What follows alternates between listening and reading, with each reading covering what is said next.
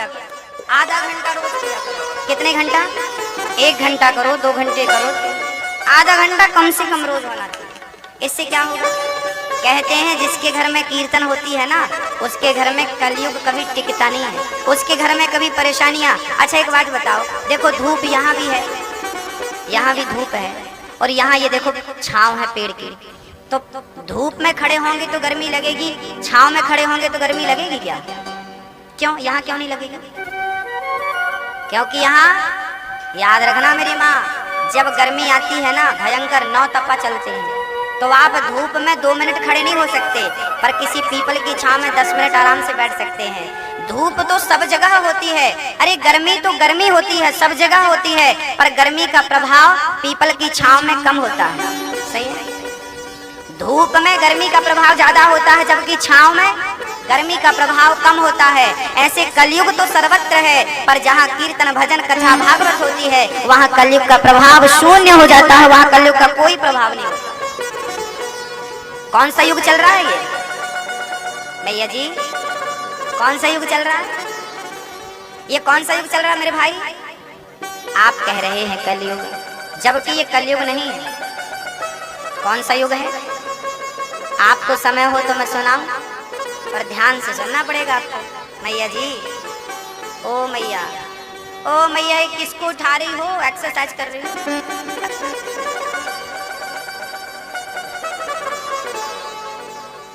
अच्छा दादाजी खो गए क्या?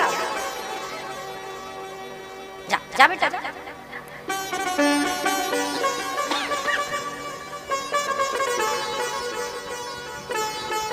कलयुग नहीं है ये, 24 घंटे में 4 युग चक्कर लगाते हैं। कितने बजे से कितने बजे तक कौन सा युग होता है, ये बात अब दोबारा कभी आप सुने ना सुने, आज सुन लीजिए। इसके पहले आपने कभी सुना नहीं सुना, राम जाने। सतयुग, त्रेता, द्वापर, कलयुग, ये चारों युग 24 घंटे में रहते हैं। कब कौन सा युग? प्रातः काल के 4 बजे से लेकर के सुबह के 9 बजे तक सतयुग रहता है। सुबह आप लोग कितना भी बड़ा दुष्ट आदमी हो, कितना भी बुरा व्यक्ति हो, पर सुबह उसके हृदय में अच्छे भाव होते हैं, अच्छे विचार होते हैं। कितना भी खराब व्यक्ति हो, पर सुबह उसकी मानसिकता अच्छी होती है। वो शराबी हो, जुआड़ी हो, कैसा भी होता है या नहीं? तो ये कौन सा युग चल रहा है? जहां सद्विचार है, सद्भाव है, वो सतयुग है। 9 बजे के बाद 10 बजे से लेकर शाम को 4 बजे तक सतयुग के बाद कौन सा युग? त्रेता युग। तो 10 बजे से शाम को 4 बजे तक त्रेता युग चलता है। त्रेता युग में 14 साल के लिए राम जी कहाँ गए? तो आप लोग भी सवेरे 10 बजे से शाम को 4 बजे तक वनवास में ही रहते हो कि नहीं? खेत में, खलिहान में। हमारी माताएं बहनें भी जिनके जॉब है, बिजनेस है, सब दुकान, किसान, खेत, जॉब वाले जॉब की ओर, और हमारी माताएं भी घर के काम में फिर बिजी हो जाती हैं। घर की साफ सफाई से लेके जो काम रुका पड़ा था सब चालू हो जाता। तो 10 बजे से शाम को 4 बजे तक सारे लोग कर्म करने पे ध्यान, कर्म करो। पढ़ा लिखा है, नौकरी, कंप्यूटर चला रहा है, कर्म कर रहा है, सब सारे सरकारी ऑफिस 10 बजे से लेकर शाम को 4 बजे तक ही ऑन रहते हैं। सही बोल रहा हूँ क्या मैं? सही। कौन सा युग चल रहा है ये? जहाँ व्यक्ति कर्म कर रहा है। राम जी कर्म करने गए 14 साल, तो कर्म कर रहा है, तो ये कौन सा युग है? 4 बजे तक चलता है त्रेता युग। 4 बजे के बाद 5 बजे से लेकर के रात को 8 बजे तक 9 बजे तक कौन सा युग है? द्वापर। द्वापर में क्या हुआ था? भगवान कृष्ण ने गोपियों के साथ रास रचाया, ग्वाल वालों के संग मटकी तोड़ी, ग्वाल वालों के संग मक्खन चुराया। तो शाम को ही आप लोग अपने बच्चों के साथ खेलते हैं। दादाजी भी कभी बच्चों के साथ कबड्डी खेलने लगते हैं। दादाजी, पापा जी भी कभी बच्चों के साथ घोड़ा खेलने लगते हैं। खेलते हैं क्या? तो भगवान ग्वाल वालों के संग खेल रहे हैं, ऊधम कर रहे हैं। आप लोग भी इतने जवान बूढ़े सफेद दाढ़ी होगी, फिर भी बच्चों के साथ कभी कभी आप बच्चे बन जाते हैं। मतलब ये प्रेम बच्चों के प्रति। कभी पति आता है, चलो तो मैं आज हम घुमा के लाते हैं, तो कभी पार्क, तो कभी फिल्म, तो कभी फिर घूमने गए। जैसे भगवान गोपियों के साथ घूमते थे, तो आपका पति भी घुमाता, चलो पानी पूरी भी खिलाते हैं, चलो थोड़ी शॉपिंग भी करा देते हैं। तो ये सब शाम को ही होता है ना। तो देखो भगवान रास रचाते हैं, भगवान ने जो जो किया वो आप शाम को 4 बजे से लेके 8-9 बजे तक सब कर डालते हैं। फिर रात के 10 बजे से रात के 3 बजे तक फिर कलयुग चालू होता है, जहाँ व्यक्ति सिर्फ भोग भोगना पसंद करता है, जहाँ व्यक्ति की बुद्धि फिर भोगों की ओर बढ़ती है तो फिर भोगी बनता है। ये कलयुग। जब हृदय में धर्म जागता है तो सतयुग आता है, जब हृदय में कर्म जागता है तो त्रेता युग आता है, जब हृदय में प्रेम जागता है तो द्वापर युग आता है, और जब अंदर काम वासना जागती है कलयुग आ जाता है।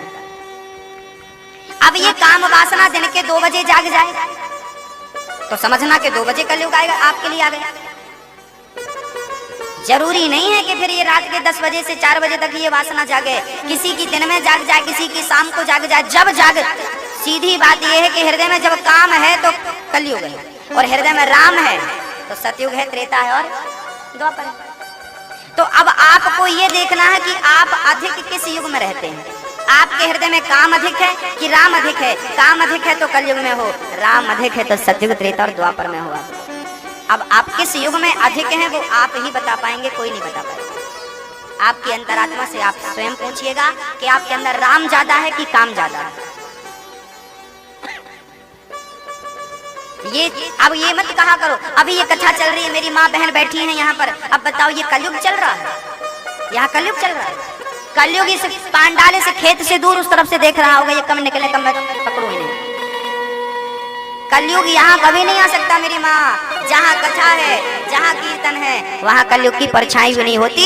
इसलिए कहा करता हूँ कि अपने घर में सब कुछ है, आपके घर में धन दौलत मान सम्मान पद प्रतिष्ठा सब कुछ है, पर ये कब बिगड़ जाए कोई नहीं जानता। इसलिए भगवान का होना जरूरी है। भगवान होते हैं तो बिगड़ने नहीं देते। इसलिए आप रोज कीर्तन किया करो आधा घंटा। जहाँ छाया है वहाँ गर्मी ज्यादा नहीं लगती, जहाँ कीर्तन है वहाँ कलयुग ज्यादा नहीं। इसलिए रोज कीर्तन करो, अपने घर करो, श्री कृष्ण गोविंद हरे बोल। कितने बच्चों को बिठाओ, ससुर को बिठाओ, सास को बिठाओ, जेठानी, पूरा परिवार जैसे साथ में खाते हो ऐसे साथ में कीर्तन किया करो आधा घंटा। कौन करेगा आज से मुझे तसल्ली दिला दो। आज से आप लोग करते थे तो बहुत अच्छी बात है, पर आज से नियम बनाओ, करेंगे करेंगे करेंगे। कौन मेरे साथ है? हाथ उठाओ जो करेगा। मैया जी, ओ मेरी माँ, उठाओ मेरी माँ। करोगी कीर्तन अपने घर पे? दादाजी आप नहीं उठाएंगे? आप लोग नहीं करेंगे? अब बुढ़ापे में वैसे आपका कोई काम बचा नहीं, आपको यही करना चाहिए। करेंगे आधा घंटा रोज। दादाजी आप लोगों से मैं प्रार्थना, हाथ उठाओ आधा घंटा। भैया जी आप भी करेंगे कीर्तन? हाँ या ना? रोज कीर्तन करें। और हम तो कहते हैं कि कीर्तन केवल बैठकर तो करो, साथ में चलते फिरते उठते बैठते खाते पीते जो भी कर रहे हो काम करते रहो, मेरे गोविंद का नाम जपते रहो। श्री कृष्ण गोविंद हरे मुरारी चलता रहे काम बराबर। भाई खेत है, किसान ट्रैक्टर चला रहा, कीर्तन करते जाओ, मन में राम राम बोल, सीताराम सीता राधे श्याम बोलते जाओ, चलते जाओ। बुवाई करो, कटाई करो, निंदाई करो, गुड़ाई करो, जो करो सब करो।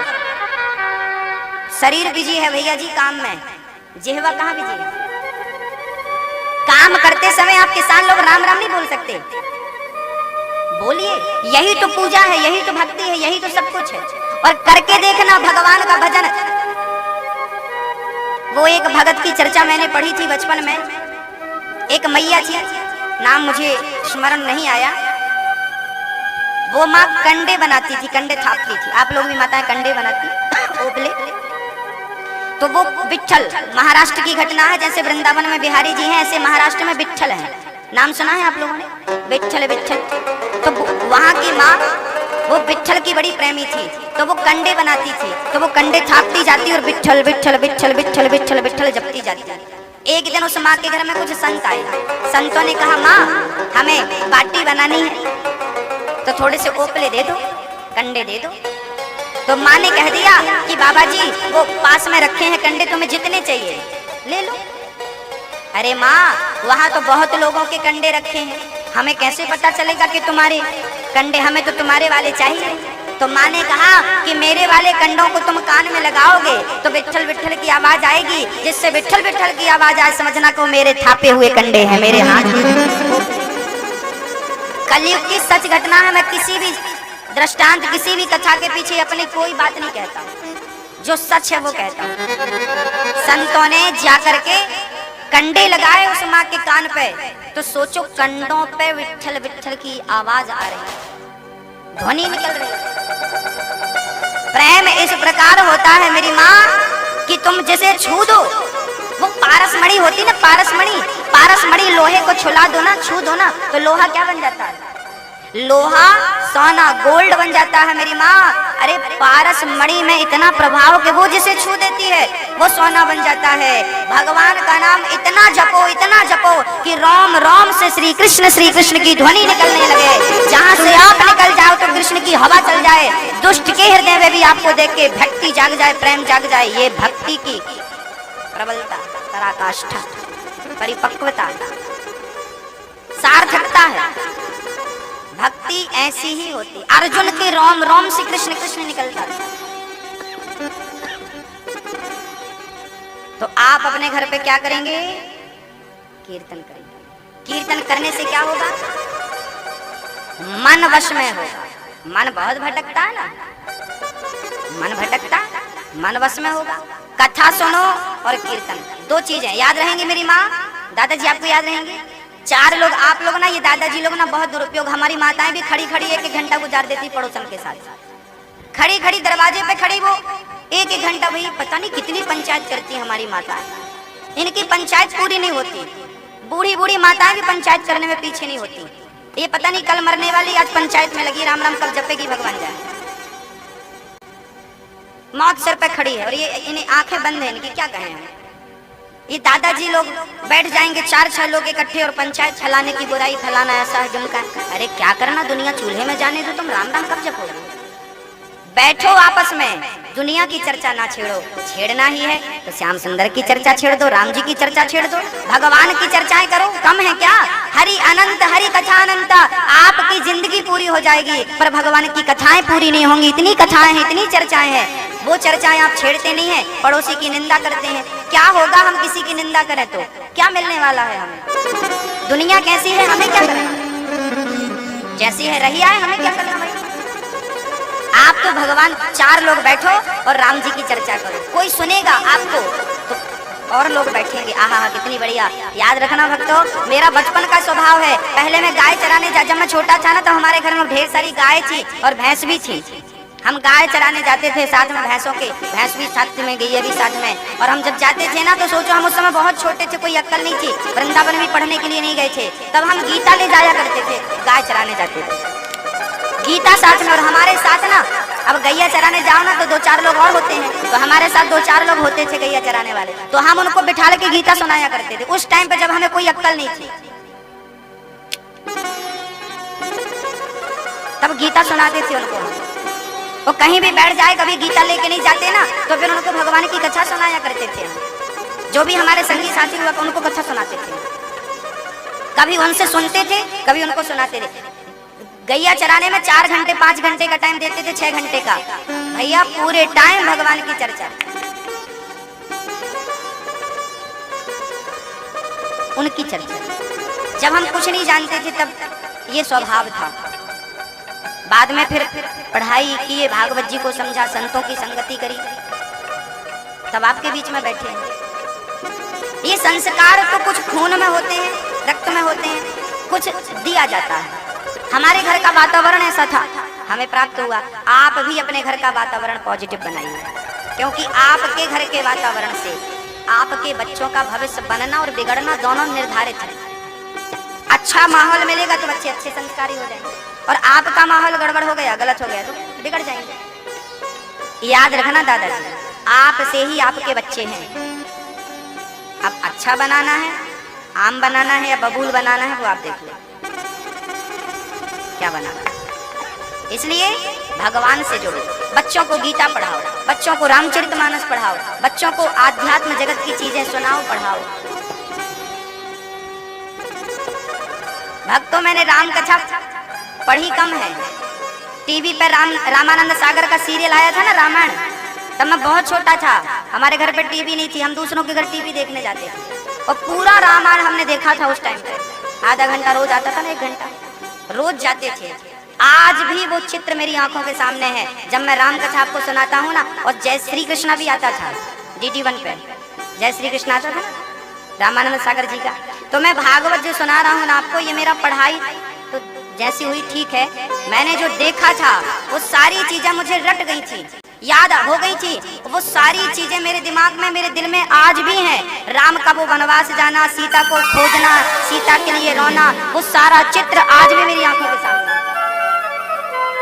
सारी चीजें जब मैं पढ़ने गया वृंदावन, तो गुरुजी जैसा जैसा पढ़ाते जाते थे वैसे वैसा चित्र मेरे सामने आंखों के आता जाता था, क्योंकि मैंने देखा था। और मुझे लगता था, आज भी मुझे लगता है, धन्य है वो रामानंद सागर जी। रामायण और श्री कृष्णा जब उन्होंने बनाया तो हमें तो ऐसा कर दिया कि हम भी उस लीला में सम्मिलित हैं, दृष्टा बन करके।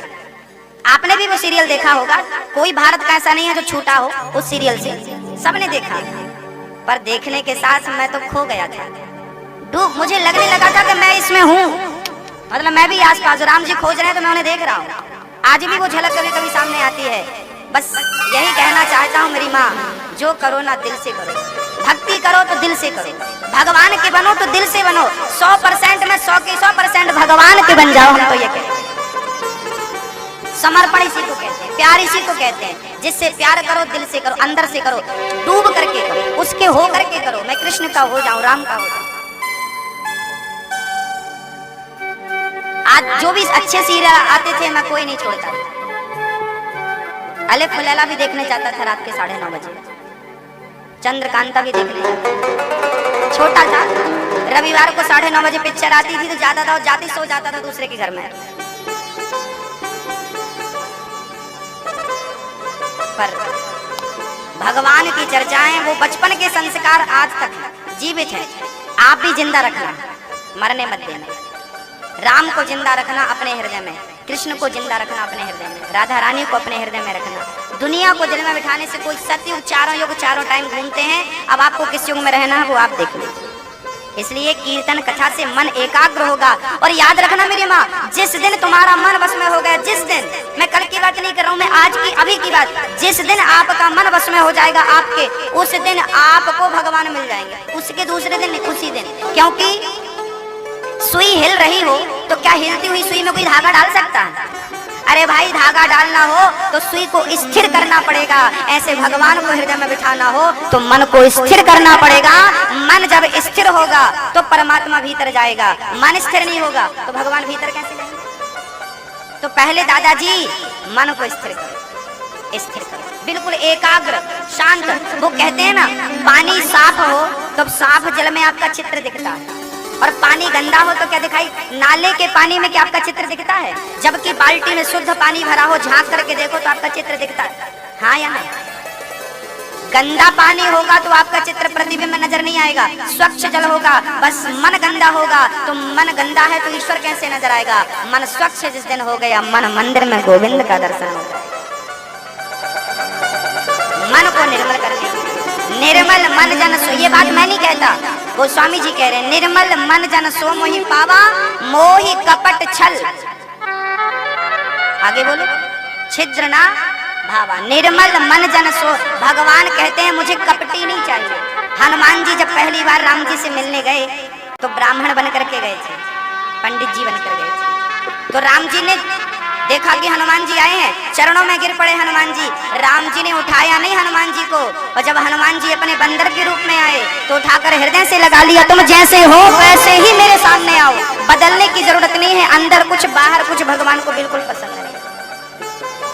जो अंदर हो वही बाहर रहो, जो बाहर हो वही अंदर रहो। मुंह में राम राम, बगल में छुरी वाले भगवान को पसंद नहीं आते। इसलिए अपने आप को शुद्ध करो, अपने आप को पवित्र करो, अपने आप को निर्मल करो। अच्छा एक बात बताओ, आप सबसे घृणा करेंगे तो महान बनेंगे कि सबसे प्रेम करेंगे तो महान बनेंगे? बोलो बोलो, एक बार जोर से बोलो। प्रेम करेंगे तो महान बनेंगे। अच्छा, आप लोग सबसे प्रेम कर सकते हैं कि नहीं? कर सकते हैं कि नहीं? तो फिर क्यों नहीं करते? आप जिनसे घृणा करते हो, आप जिनसे जलते हो, उनसे भी प्रेम करना सीखो। देखिए दुनिया आपके बारे में क्या सोच रही है, उन्हें सोचने दीजिए। आप किसी के बारे में गलत मत सोचिए, ईश्वर आपके साथ खड़ा होगा। बस आप हमारे बारे में क्या सोच रहे हैं वो आप सोचिए, अच्छा सोच रहे हैं, बुरा सोच रहे हैं, वो आपकी मानसिकता पर, बुद्धि पर निर्भर करता है। हम आपके बारे में गलत क्यों सोचें, हम आपके बारे में बुरा क्यों सोचें? आप सोचिए, सोचना है सोचिए, वो आपकी बुद्धि है, हमें क्या करना। हमसे गलती ना हो, बुरा जो देखा बुरा ना मिलिया, जो दिल खोजा हमसे बुरा ना हो। कपिल भगवान श्री देवहूति को कहते हैं, माँ मन को, ये मन बड़ा पापी है और बाद में पश्चाताप करने से, अभी मेरी बात आपको समझ में नहीं आई तो बाद में फिर पश्चाताप करेंगे, कुछ भी नहीं होगा। आप लोगों के पास भजन का, पूजन का, कीर्तन का, सब कुछ का समय निकल जाएगा। मनु जी, श्री कपिल भगवान ने ज्ञान दिया, माँ को सिद्धा नाम की नदी बनकर माँ बह गई। कपिल भगवान ने आचमन किया, सीधे गंगा सागर चले गए। मनु जी महाराज की तीसरी पुत्री की चर्चा मैं आपको सुनाऊं, जिनका नाम है प्रसूति। एक बार ये चर्चा मैं आपको सुनाऊं, उसके पूर्व जैसा कि कल हमने आपसे कहा था कि श्रीधाम वृंदावन में 16 मई से 22 मई तक कथा है, भागवत की कथा है। आप लोग आइए, 7 दिन वहां रहने की, खाने की आपकी पूरी व्यवस्था है। रहने का भी शुल्क ज्यादा नहीं रखा गया। कमरे में रहने का 3000 है, एसी रूम का 4000 रुपए है। इसमें 7 दिन रहना है, खाना है, सारी व्यवस्थाएं हैं आपकी। जिनको भी चलना है चल सकते। और उसी धाम में, श्री वृंदावन धाम में, परिक्रमा मार्ग में एक आश्रम का निर्माण होने जा रहा है, जहां वृद्धों के रहने की और खाने की व्यवस्था होगी। हमारी बूढ़ी वृद्ध माताओं की, जिन माताओं के जीवन में कष्ट है, तकलीफ है, बच्चे साथ नहीं दे रहे हैं, बहुएं सहारा नहीं बन पा रही हैं, ऐसे बूढ़े बुजुर्ग माँ बाप के सेवा करने का हमें सौभाग्य मिलेगा। ऐसी वृद्ध माताओं के लिए वहां पर आश्रम बनाया जा रहा है, जो आप सभी भक्तों के थोड़े थोड़े सहयोग से होगा। भक्तों, आप हमारे सदस्य बन सकते हैं आजीवन। मैंने कल आपको कहा था कि जिन भक्तों को सदस्य बनना है, आप सदस्य बन सकते हैं। आप अपना नाम लिखा सकते हैं। 5 वर्ष के सदस्य, 10 वर्ष के सदस्य, आजीवन सदस्य। यदि आप आजीवन सदस्य बनेंगे तो क्या होगा, वो भी आपको मैं समझा दूं, चूंकि कल समझाया था, पुनः याद दिला दूं। जो आप आजीवन सदस्य बनेंगे, तो आप आजीवन सदस्य बनेंगे तो 21,000 रुपए देकर के आप आजीवन सदस्यता प्राप्त करेंगे। आपका नाम वहां पर उसी आश्रम में पत्थर पर आपका नाम लिखवाया जाएगा और आपके वो 21,000 वृद्धों के नाम से बैंक में जमा किए जाएंगे। उन 21,000 के ब्याज से वृद्ध माँ की सदा सदा के लिए रोटी की व्यवस्था आपकी ओर से चलती रहेगी। एक माँ को आप रोटी देकर जाएंगे और वो आपके जाने के बाद भी वो रहेगा। भैया जी, अच्छा भैया जी आप बताओ, ऐसे आपने कितने 21,000 गवा दिए? गवा दिए कि नहीं?